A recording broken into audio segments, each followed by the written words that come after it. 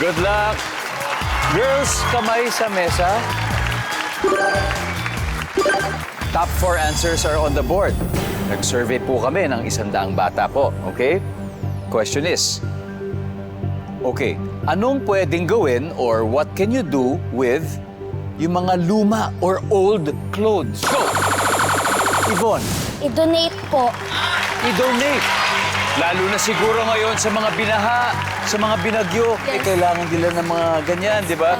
Nandyan ba yan? I-donate. Yvonne, pass or play?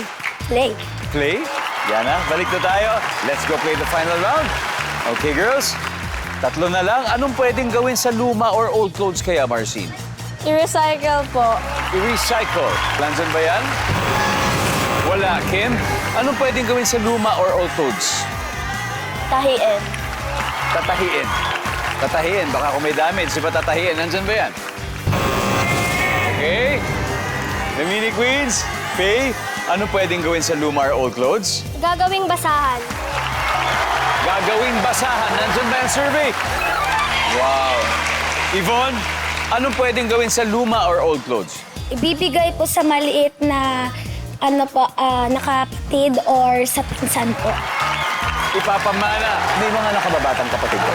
Wala po, ako po younger. You're the youngest, pero yung mga ate mo, binigyan ka rin ng Yes ng damit po, lahat dati. po ng damit ko nila. Yes po. Sabi ni Yvonne, papamana daw. The Mini Queens, this is your chance. Okay, we still have 2 answers left, but you just need 1 correct answer and you will win. Okay? Yana, anong pwedeng gawin sa luma or old clothes? Ibenta para ukay-ukay. Macy, Ibenta. ibebenta ling? Ibibenta din. Ibebenta rin. Shui, anong pwedeng gawin sa luma or old clothes? Ibabenta din. Ibebenta para gawing ukay-ukay. Tama kaya yun dahil kung tama sila from 0, mananalo po sila. Pero kung mali, sila pa rin ang magwawagi. Alright, let's find out. Sabi po nila, ibebenta o iuukay-ukay. Ang sabi ng survey ay...